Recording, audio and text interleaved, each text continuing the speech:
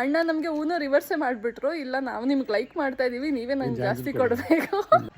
Hello everyone. So ನಾನು ತುಂಬ videos ಮಾಡಿದಾಗ ಎಲ್ಲರೂ ಕೇಳ್ತಾ ಇರ್ತಾರೆ, ತುಂಬ ನಿಮ್ಮ ವೀಡಿಯೋಸ್ ಎಲ್ಲ ತುಂಬ ಜನ ನೋಡ್ತಾರಲ್ಲ, ನಿಮ್ಮನ್ನ ಈಗ ಸ್ವಲ್ಪ ಗುರುತಿಸ್ತಾರ ಜನರು ಅಂತ. ಆ್ಯಂಡ್ ಎಸ್, ಡೆಫಿನೆಟ್ಲಿ, ಬಿಕಾಸ್ ನಮ್ಮೂರಲ್ಲಿ ನಾನು ಯಾರಂತಲೇ ಗೊತ್ತಿರಲಿಲ್ಲ. ಬಟ್ ಈಗ ಸ್ವಲ್ಪ ವೀಡಿಯೋಸ್ ಮಾಡೋದ್ರಿಂದ ಜನಗಳಿಗೆಲ್ಲ ಗೊತ್ತಾಗುತ್ತೆ. ಆ್ಯಂಡ್ ನಮ್ಮೂರ ಅಕ್ಕಪಕ್ಕನೂ ಕೂಡ ಸ್ವಲ್ಪ ಜನಗಳೆಲ್ಲ ಗುರುತಿಸ್ತಾರೆ.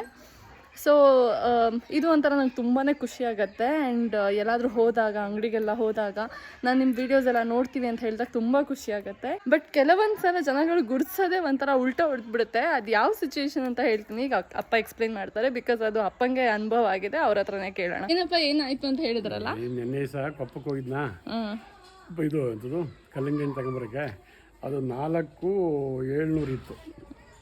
200 ಬಿಟ್ಟಿದ್ದೀನಿ. ಇನ್ನು ಅಲ್ಲಿ 30 ರೂಪಾಯಿ KG, 30 ರೂಪಾಯಿ, 120 ರೂಪಾಯಿ ಕೊಡಿ ಅಂತಂದ. ಆಮೇಲೆ 2 ಪೀಸ್ ತಿಂದಿದ್ವಿ ನಾನು ನನ್ನ ಫ್ರೆಂಡ್ ಇಬ್ಬರು, ಅದು 20, 140 ರೂಪಾಯಿ ಕೊಡಿ, 130 + 20, 150 ಕೊಡಿ ಅಂತಂದ. ಕಡಿಮೆ ತಗೊಳ್ಳೆಯ ಅಂತ ಅಂದೆ. ಅದಕ್ಕೆ ಅವನು ಏನು ಅನ್ಬೇಕು, ಸರ್ ನಿಮ್ಮ ಮಗಳದ ಪ್ರತಿಯೊಂದು ನಾನು ಲೈಕ್ ಮಾಡ್ತಿದ್ದೆ, ನೀವೇ ಜಾಸ್ತಿ ಕೊಡ್ಬೇಕು, ಕೊಡಿ ಸರ್, 10 ರೂಪಾಯಿ ಜಾಸ್ತಿ ಕೊಡಿ ಅಂತೇಳಿ ಹೇಳ್ದ.